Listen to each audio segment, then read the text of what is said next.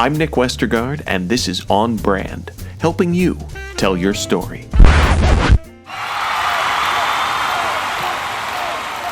In this episode of On Brand Taylor's Version, we're joined by Stephanie Burt, poet, critic, and professor of English at Harvard University.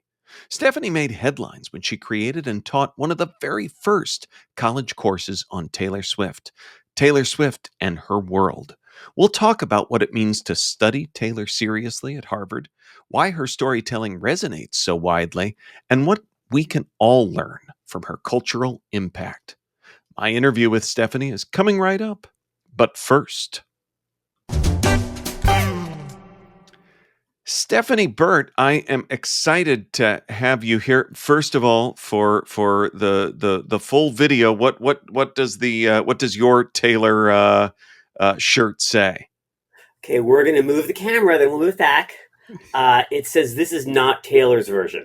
Oh, well, that's hilarious. Given This is in fact Taylor's version. It is unauthorized. She didn't tell me what to do. I haven't been in contact with her.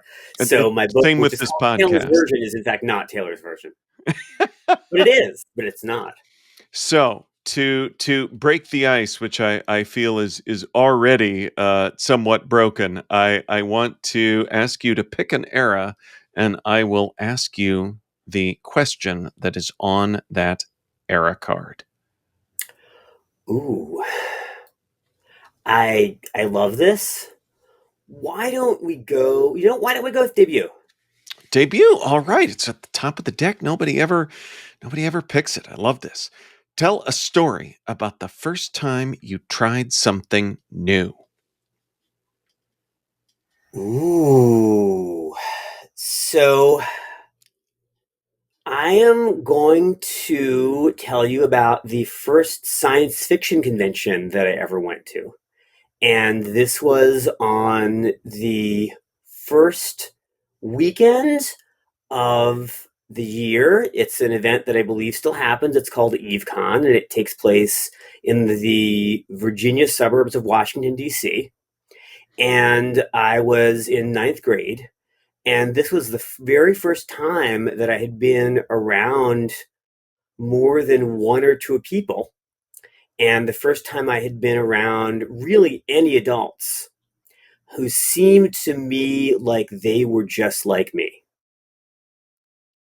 And it was my first experience of being in a place that wasn't, my bedroom at home, that I felt like I belonged. And it was overwhelming.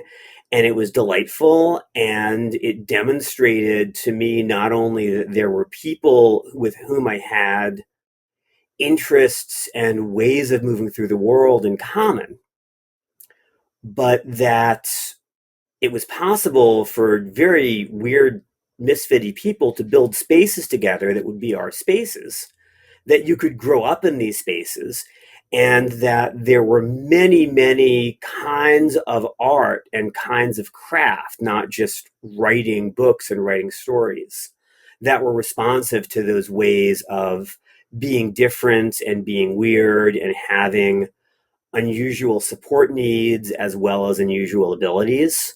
There were people who were dressed like they were likely to cast spells at you in all kinds of silks and velour and, silver-plated jewelry. There were people with stuffed or knitted dragons, although some of them were probably wyverns. Wyverns, of course, being two-legged rather than four-legged dragon analogs.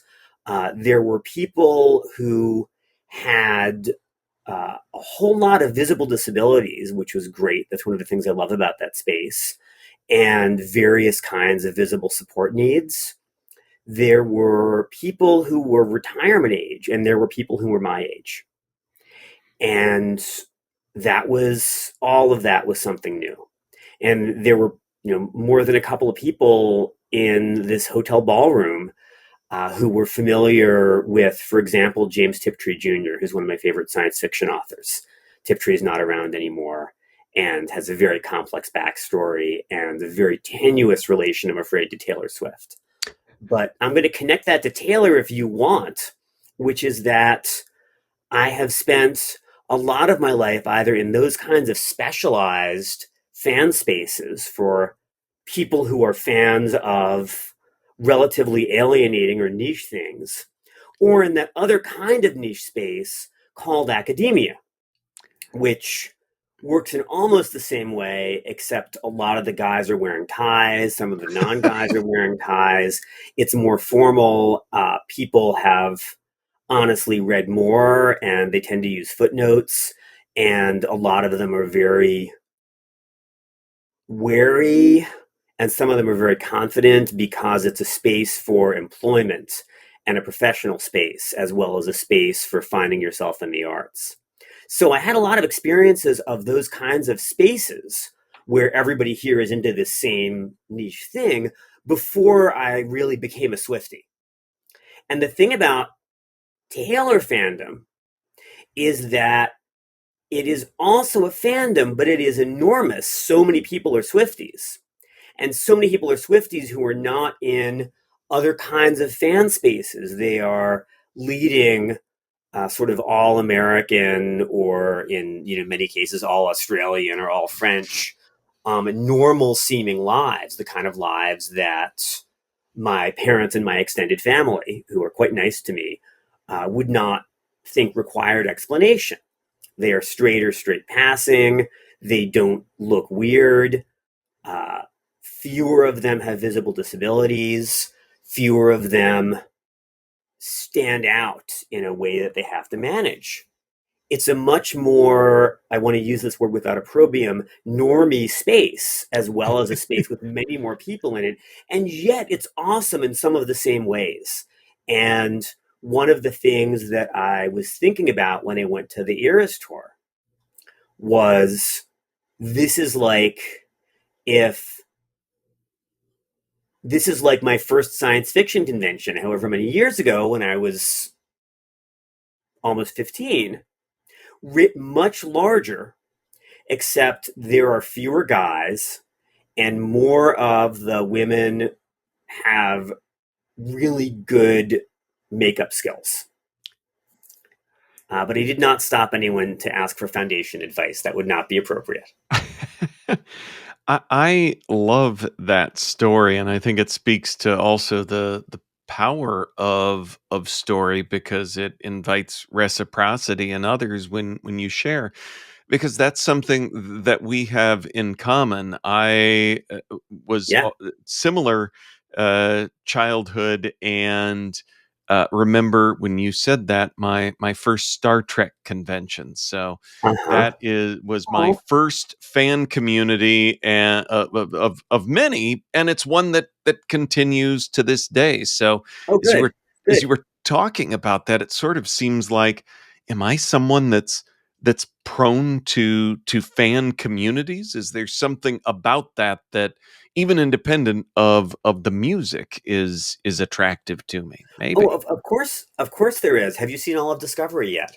I have seen all of Discovery, and I just finished Strange New Worlds, the season Which finale. which I have not, so no spoilers, please. Who are your characters of over-identification? Who do you see yourself in that very large, populated set of stories? Oh, interesting. Lots of they're kind of like eras. All of the Very much. segments of Star They are Trek, literally eras. They are because literally eras. like it's funny talking with someone else in academia. I also I when it comes to Deep Space Nine, I connect with Chief O'Brien because he was kind of an enlisted man, but Hmm. then went on to teach at the academy at the end of the show. And I thought, well, that's kind of like me because I'm a professor of practice, so I have the outside uh, um, bona fides as opposed to the traditional academic pedigree. I also have a thing for Commander Riker, but not in the traditional way. Mostly in that's my go-to cosplay, just because I can keep my beard. Wait, that is the traditional way. Is the traditional way like wanting to smooch him? Well, all of the, and my family got me when Cameo was big in the pandemic. Hmm. Um, Oh I no. that no, I got a cameo message from, and it's my favorite.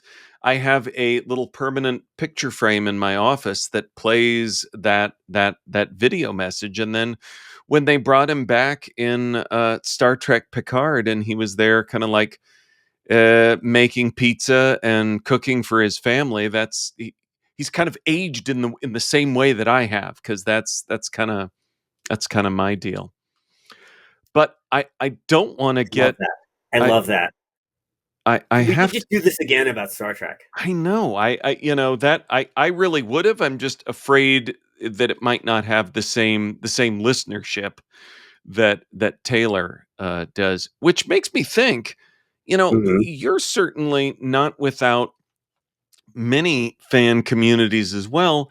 Hmm. What led you to create a course at Harvard around Taylor? Because I know you made some headlines in seeing, oh, someone's going to stand up a whole course Yeah. on this, and it was you. So, what made you connect those dots? Okay, so first, it was not the first course ever.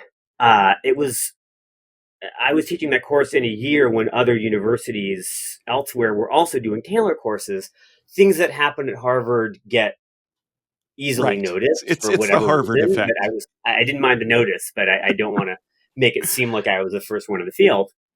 Um, so I care about pop music and song construction a lot, and I have favorite bands and favorite songwriters and songwriters whose work at putting words to melodies and melodies to arrangements and chord progressions and so on. Songwriters I think about a lot who just have stayed with me and who I find delightful and inexhaustible.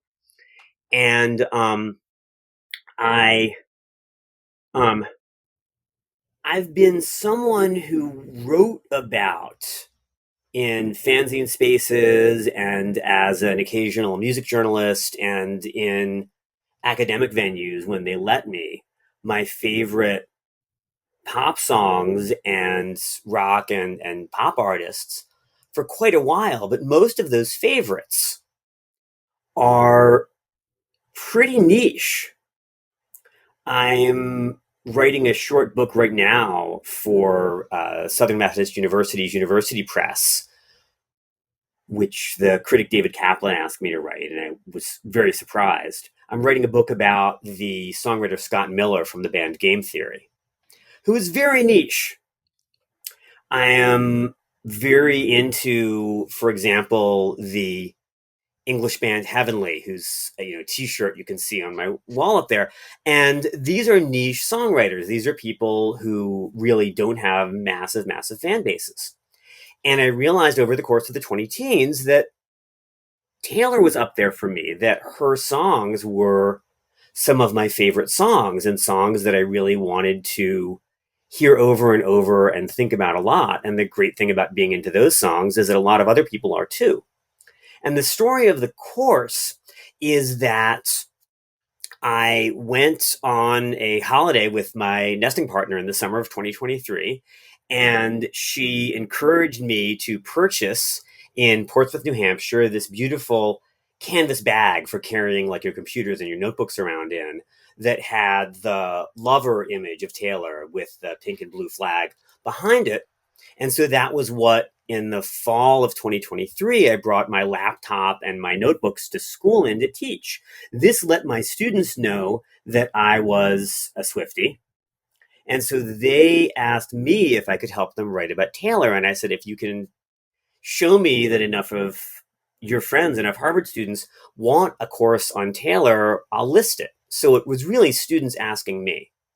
And I was expecting to teach a seminar. I was honestly expecting to have 15 or 20 Harvard College undergraduates just sitting around a large wooden table who all knew the catalog backwards and forwards, talking about why our song is such a strong piece of construction and why Miss Americana and the Heartbreak Prince is probably the best and deepest song on Lover by a lot, and so on.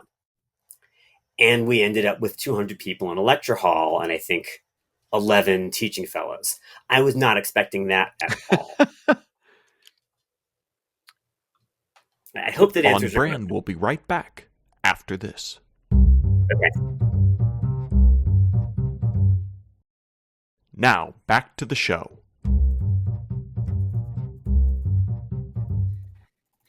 Okay, it's our intermission. You now get to pick a card for me to share something. So pick an era for me.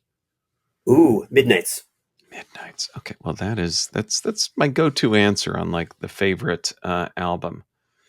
Tell a story about something that kept you up thinking. Kept me up thinking.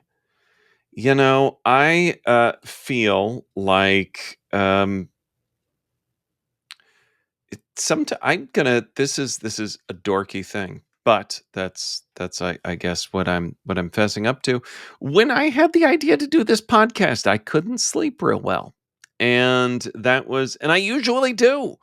I am not someone that suffers from sleeping issues, but I had creative excitement. So I feel like there's something contagious about her work, and it makes me think of your student conversations Thank you. and that interest going from the seminar you thought you had to that big class. Now, Hmm.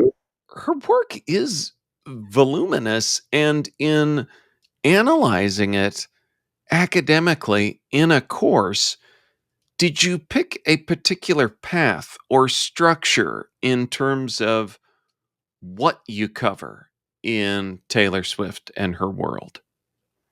I did. I'm not sure. I'm sure the course will run again, but it may be a seminar then. There are I have a lot of feelings having had a lot of fun doing that lecture course about lecture courses at this point in the history of higher ed that are not really Taylor related. They're related to generational change and the purpose of college. But the structure of the course was that each album, each era was paired with something else, some non-Taylor thing. Mostly novels or poems or literary essays, sometimes other songs and singers and songwriting. Do you have some examples of some of the era pairings? Just curious. Sure. Well, I think the one that worked out best was, and I hope I'm getting this right, that we looked at Speak Now in conjunction with Willa Cather's great novel, The Song of the Lark, which you know the novel. Loosely, it's been a Okay. while. It's spectacular. Cather is, I mean, she's canonical. People think she's great, but they don't read enough of her or take her seriously enough. Cather is best known for her depictions of the Great Plains, which she certainly depicted, but she was interested for part of her career in what it meant to grow up and establish yourself as an artist and as a performing artist, as well as a writer and as a singer, and what it meant to do that as a woman in her time. And in her case, what it meant to do that as a woman who wasn't especially into dudes. But the Song of the Lark, it's beautiful. It's one of Cather's few novels with a very clearly happy ending. It has many eras within it as Cather's protagonist, Thea Kronborg, grows up and figures out how to learn from the tiny town in eastern Colorado that she came from and how to get out of it and how to find exceptional or appropriate or helpful mentors and how to handle what we would today call her dating life and how to make her way eventually across the Atlantic and how to be an artist. And it is both a wonderful set of parallels to Taylor's sense of her own journey and a fascinating set of contrasts because Cather and all of Cather's sympathetic protagonists, all of Cather's sympathetic artists, have a sense of their art as elevated, as something that it's great if people like it. It's pretty bad if nobody hears it. But if everybody likes it, you're doing something wrong. It has to be special and sort the sheep out from the goats. And for Taylor, we're all sheep and we're all goats and we're all ducks and we are all geese and we are all human. And she would really like as many people to hear ourselves in her songs and respond to her songs as possible. So there's a kind of populism in Taylor's sense of how to be an artist that Cather's work rejects. But there's also a sense of this is work, this is hard work. And this is what it means to realize that you have no choice but to do that work to become an artist, that this is not optional for you, this is who you are. And we got to see that in the way that the songs, I would say in particular on Speak Now, but really all the way up to Tortured Poets, see her as someone who derives her selfhood from her ability to make art and to get that art heard. And it was fun to see that in one of the great novels in the language, The Song of the Lark. Well, when you first mentioned this structure, it struck me as something that, not knowing her beyond any other aspect that we all sort of feel like we know her, that Mm-hmm. this seems like the kind of thing that she'd be really into. And I think even of her engagement announcement, not referring to her, the not referring to herself as the music teacher, but the English teacher. That's right. And this Your seemed, English teacher and your gym teacher are getting married. I love that so much. and it wasn't the music teacher. That's how we were talking about fan communities and how we, what character we see ourselves as. And she clearly, again, not the music teacher, the English teacher. Yeah, and I love that. Obviously, I feel seen and flattered being an English teacher. But that goes back uh, pretty far, and it's fun to think about. She is establishing a way of relating to literary language, which in her case are the words that she sings in her songs, not words in a published book where you just read it aloud and not, words in a stage play and so on. She wants a way of relating to literary words that respects the depth of those words, but that is also democratic, that doesn't require, even though it rewards, interpretive expertise. And if you look at how long she's been calling herself an English teacher, it goes back quite far. There is an interview that I think she did with Vogue. It might have been another magazine that also has awesome looking clothes in it. A video interview from, it might be as far back as 1989 era, where they ask her a bunch of questions very rapidly. And they ask, if you were teaching one high school subject, what would it be? And she says, English. No hesitation. Next question. And if you think about how most of us have experienced high school English teachers, and how many of us have experienced or not experienced high school and middle school music teachers, your music teacher is not necessarily the person you confide in, and not necessarily the person who creates community among teenagers, unless you happen to be a band kid, which one of my teenagers is.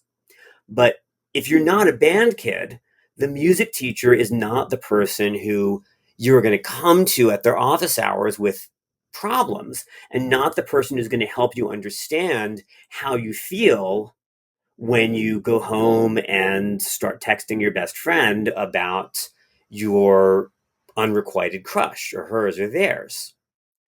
If there is a teacher that you confide in that way, it is probably more likely to be your English teacher than any other single subject teacher in American high schools. And so she really is your English teacher in that way.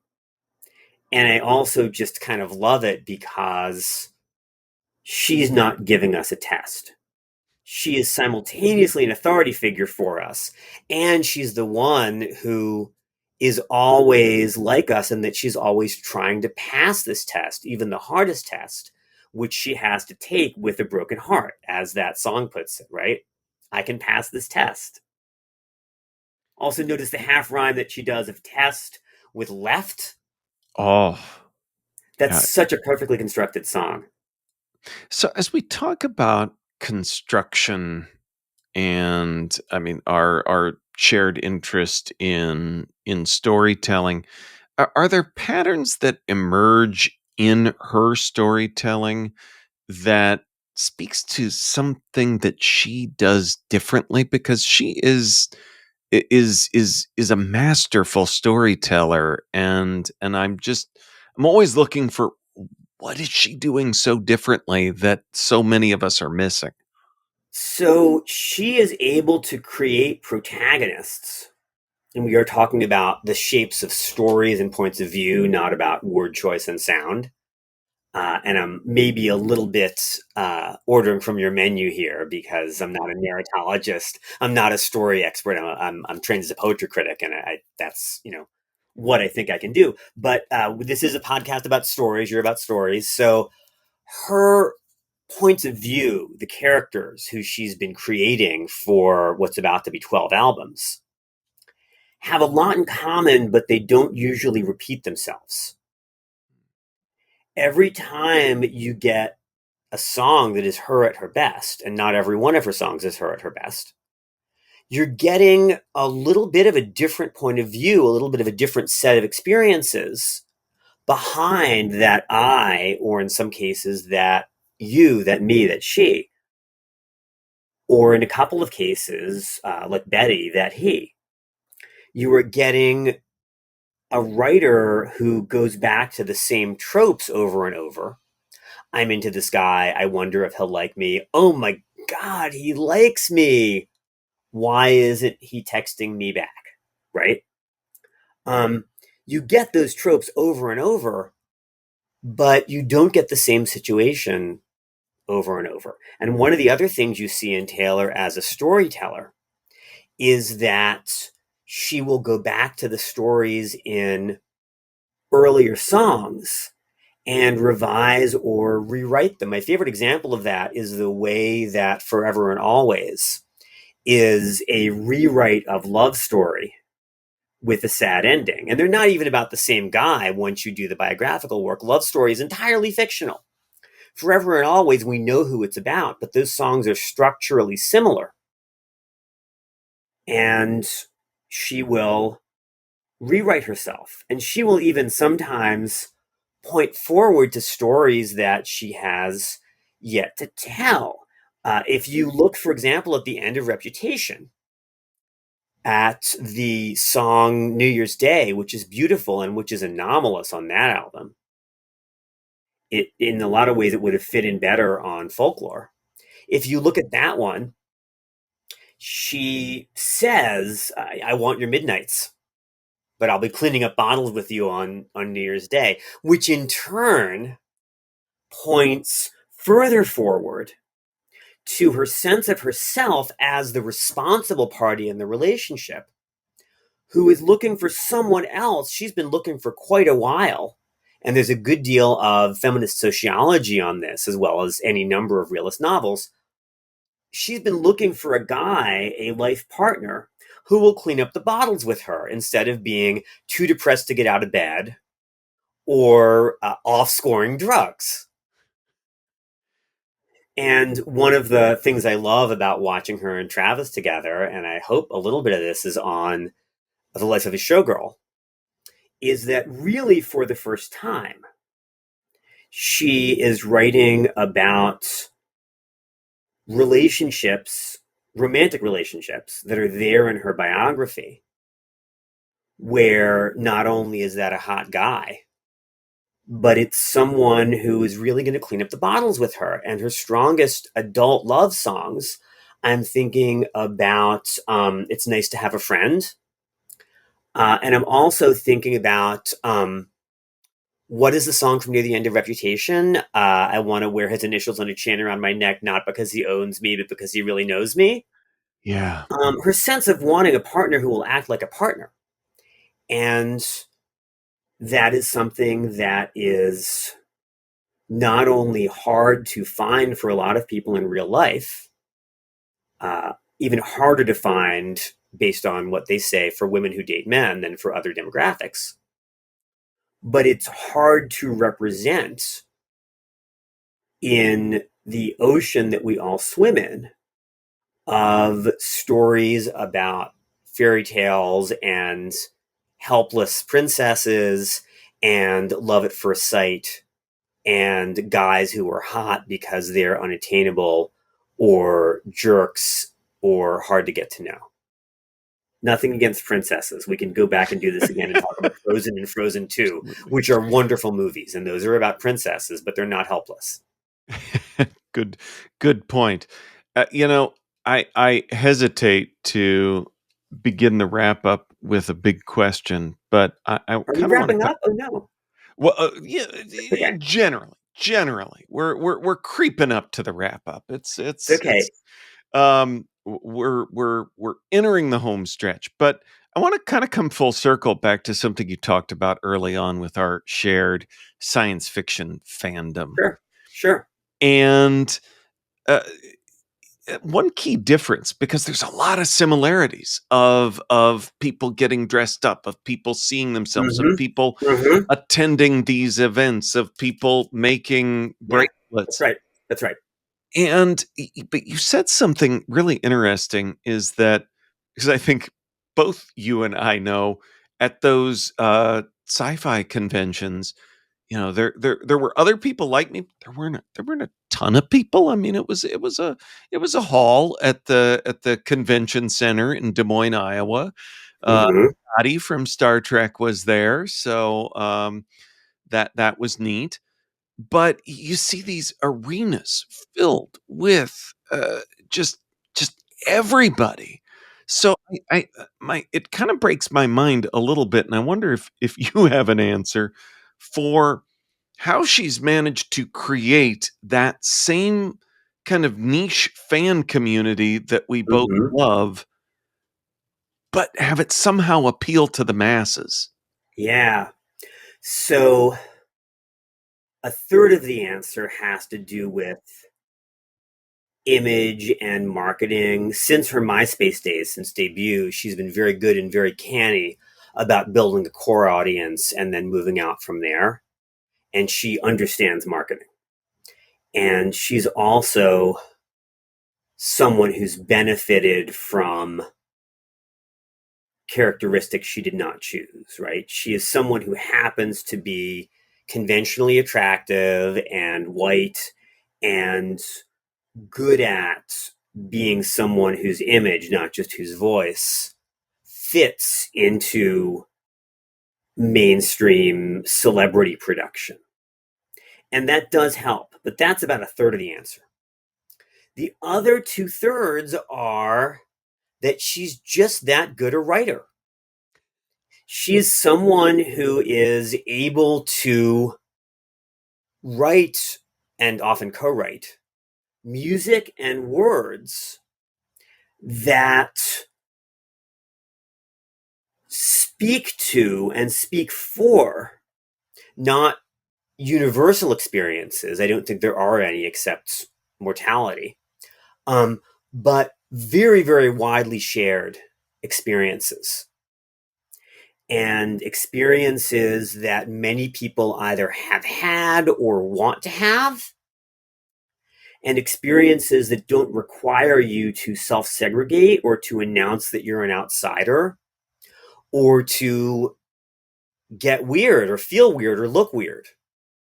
We've all felt like, we've almost all felt like outsiders in some way. She likes to talk about being bullied and excluded in middle school, but she was able to later become popular, as we know, even before she was one of the most famous people in the world. She's someone who has this almost unparalleled gift for inhabiting and writing beautifully about experiences that many of us have shared. I'll be cleaning up bottles with you on New Year's Day. And that's, one example. And even when she writes about her more unusual or more demanding experiences, Antihero comes to mind. She's able to connect that to a feeling of being a monster on a hill, to a feeling of being excluded, to a feeling of guilt over wanting to be popular, like some sort of congressman, that many of us have experienced. And she's able to do that with a kind of verbal specificity and a kind of musical craft that really stands out. And that is a challenge. It's very hard to do. You can look back at writers of various kinds who were able to do it for their generation and for their language or their national culture. You can look at writers who sort of tried to do it and succeeded very slowly. Walt Whitman probably did expect that eventually there would be high schools named after Walt Whitman, but that only happened after his death. Yeah. Henry Wadsworth Longfellow, to take another 19th century writer, also expected it and worked hard for it, and honestly succeeded in speaking to a very large American public. But to my mind, his most interesting poems and his greatest accomplishments were not the ones that made him popular. And for Taylor, at least some of the time, they are. She just has those gifts of speaking to so many people's own lives in ways that remain verbally and musically interesting, at least if you're a pop music person, after you have listened to them 300 times. And that is amazing. And that is a very rare gift. You said that the English teacher you feel seen, and I feel seen because it sounds like you're saying that the big part of all of this, the 2/3 of it, is being a good storyteller that tells stories that are able to appeal to so many at the same time at a kind of an unprecedented level. If you define the word story broadly enough so that it includes not only the things all and only narratives share, a point of view, sequence of events, the emotional development of a character, but also aspects of songwriting that are not necessarily narrative, right? Euphonies and verbal play, wordplay, and where is there a beat drop? Why is there a mandolin there? Things like that. If those are all part of storytelling, then yes, I think, absolutely. yeah, I think so. I think so, and I think it's, and she has the dimmer switches on all of those turned all the way up.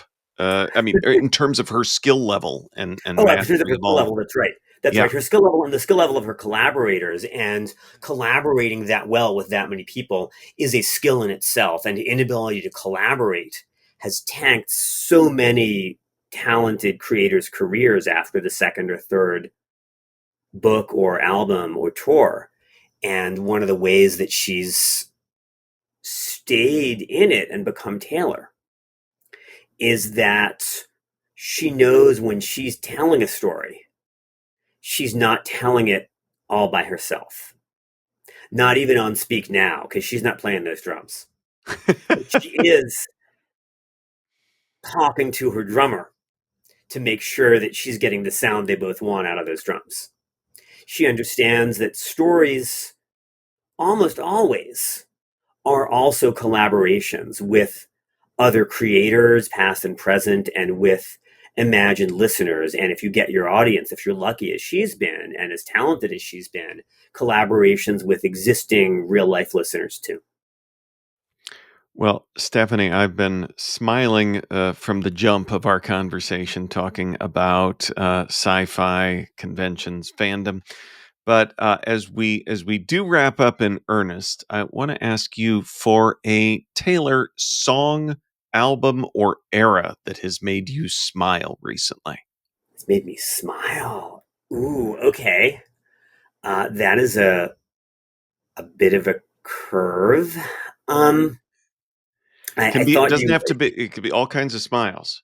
No, no, no. We're good. No, I'm gonna go with genuine expressions of joy. I want to talk about 22. 22 is one of my favorite among Taylor's joyful songs because it's so well made. It just hits so hard. It manages, as a piece of co-writing, to be a dance number on her first dance album without having to use beat drops and sort of dance floor bells and whistles. And it's also a song about sharing joy that does not require you to be straight or bi or gay or sexual or romantic at all. It is about the kind of joyful and risk taking solidarity that comes when you're out with your friends, that comes when you find your people, and that we associate with youth, but not with childhood. And it also says you can find that kind of joy when you're not a child, which is also important to some of us who maybe didn't find a lot of that in childhood. I absolutely love that song. And I periodically ask myself in what way I might be feeling 22. And as you know, if you can see me, like it or not, I'm a bit older than 22. No, but But it it's is the both a retrieval mechanism for that kind yeah. of energy and that kind of joy, and a promise to her younger fans Mhm. that whatever was the best part of being eight, uh, maybe you can have something at least as good when you're 22. So that That that always makes me smile and jump around. I love that and agree. Stephanie, where can folks go to find more about who you are and what you do? Okay, so my name can be Googled. There are only two writers with my name, and the other one is a very good expert on Southern foodways. So So that one is not you.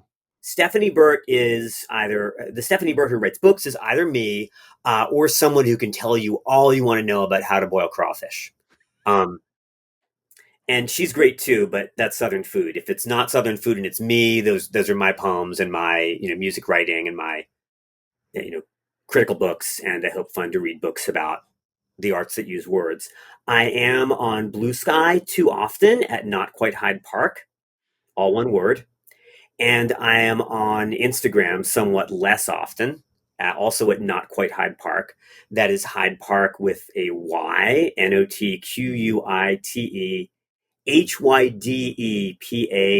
NotQuidePark. It is a complicated joke about the X-Men that most of your listeners probably don't want to take the time to delve into. Uh, you can ask if you want. But those are my social media handles. You can also just look for my books online. I'm off Twitter for reasons that many of you will probably guess. A- Agreed and same. So I also wanted to mention because this episode will be out here in late September, and you'll be in Iowa, where Iowa City specifically, with my connection to Iowa, and I know we have many listeners Mm-hmm. here. So Mm-hmm. you'll be at Prairie Lights, correct? I will be at Prairie Lights Bookstore in Iowa City, Johnson County, Iowa. And it is Johnson County, right? Correct. Well Yeah, done. yeah. Um, Thank you. I used to live in Minnesota. Uh, I think you know that. Sorry. Yeah, I will be at Prairie Lights Bookstore in Iowa City on the evening of Monday, October 20th. And I'm hoping a number of area luminaries, writers and comic book creators, and perhaps even musicians might join me there. We'll see, but I will be there. And by that point, Taylor's version, the literary and musical genius of Taylor Swift, will be available for purchase at Prairie Lights or at your favorite independent bookstore or wherever else you choose to get your books. It's on pre-order right now. You can go online and pick it up. Awesome. Well, we will link up to all of that in our show notes, which folks can find at onbrandpodcast.com. Stephanie Burt, thanks for talking Taylor with us. Thank you for having me. This has been a real pleasure. On Brand is part of the Marketing Podcast Network. If you like what you're hearing, if we've made you smile, you can always listen free on Spotify, Apple Podcasts, or whatever your favorite platform may be. And please take a moment and rate and review the podcast to help others find the show. Until next week, I'm Nick Westergaard, and I'll see you on the internet.